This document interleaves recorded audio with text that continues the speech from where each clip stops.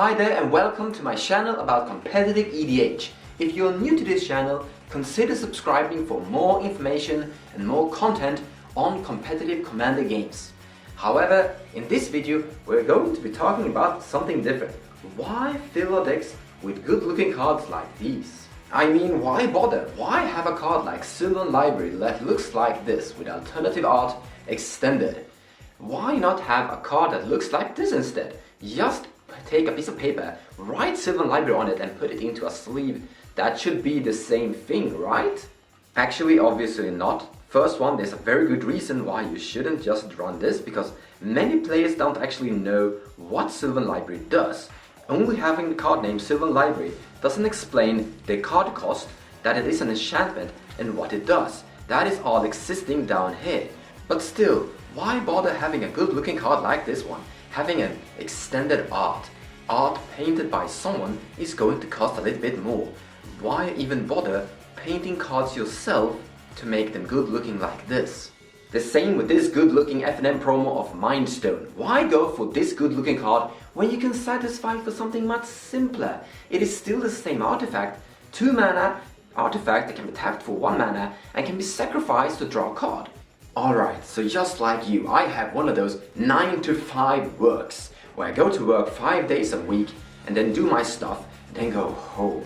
Actually, I just don't go home. Either I go to my local game store to play some Magic with some random people, or I go home and hit Discord to find some random people to play Magic on over webcam.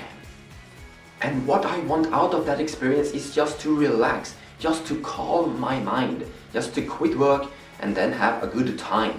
Just have a good time with people I like, people I want to play some Magic with.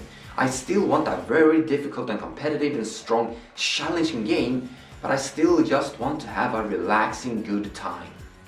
But if I'm playing with cards looking like this, I'm actually getting a little bit sad, because I'm seeking an experience that is helping me to relax, and I want the cards to be part of that. I want the cards that I'm playing to look fabulous, to help me relax and help me having a good time. I simply spend so much time playing this hobby that I want to improve the time spent doing it. By having better looking cards, I'm having a better time. So here is a nice cup of tea. And one good looking piece of artwork. This is what I want to come home to. Staring into this painting, trying to figure out who these people are, what's around that corner, and what's away over this hill. I'm just dreaming away into this picture, and that is what I want to achieve with my art collection of Magic the Gathering cards as well. I'm looking at them as piece of artwork. Looking at this painting, I'm just seeing terrace all over, Greek everything.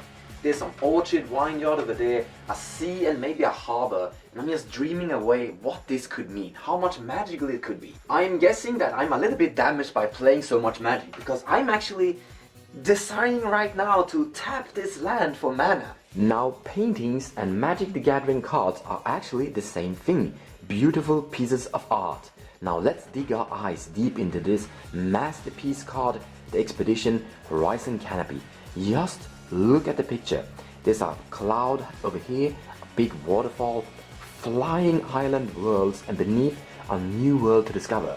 Let's just use our fantasy and try to figure out what could exist in there. And to give myself more experience in this, I've actually collected cards that look like this. Some very interesting basic lands. So this is a mountain with a unique alternative art to it. There's a giant with a big sword over there and a person is standing at it. And this is my favorite island actually. A little alone hut out in a very small island. It's quite cool. And a forest with some bears. Now all these 3 cards are very foily and extended full art, alternative arts. And that actually makes me have a great time viewing cool art while I'm having a good time playing Magic, extending the quality of the time spent in this hobby. I also decided to paint a little and create my own cards. And well, first off, I am a very bad painter and have pretty much very low skill and very low talent. And I don't really care.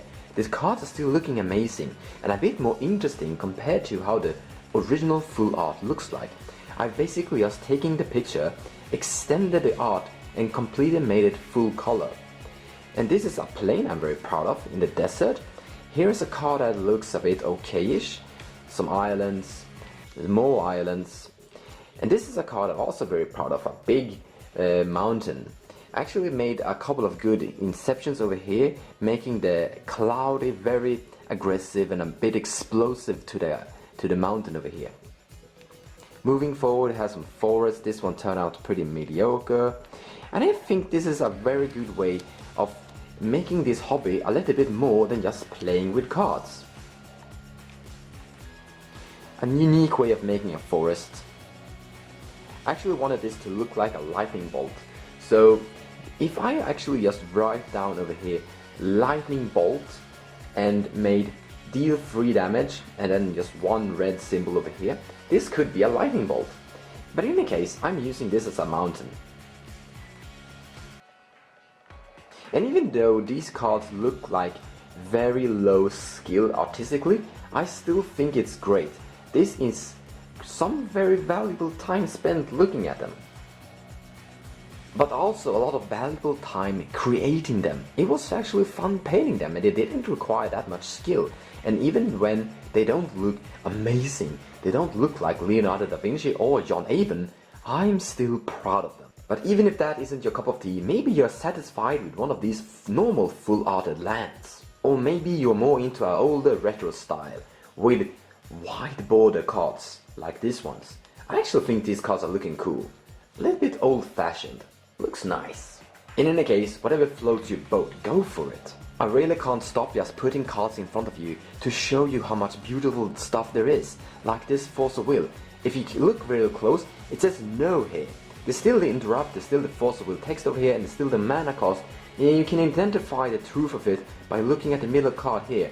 And then there's a cool looking no. There's no text, no one knows what this card actually does. You just have to know what Force of Will does. And I think this card looks great. And also I think this particular card art is really interesting because I actually have plans on painting this Harrow completely like the Force of Will. And extending the art, removing these layers, the green part here, and extending the art completely. That is a dream. When I become a little bit better artist, that is probably something that's going to happen.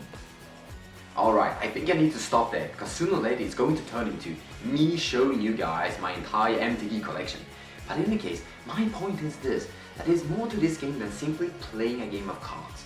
Because in that case, we could just be playing cards a little like this. And that's not fun. I would like to point out that I have no problems whatsoever playing against people that play cards looking like this. Whatever floats your boat.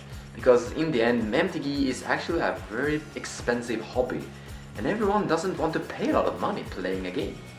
But in any case, thank you so much for watching. I hope you enjoyed it and take care.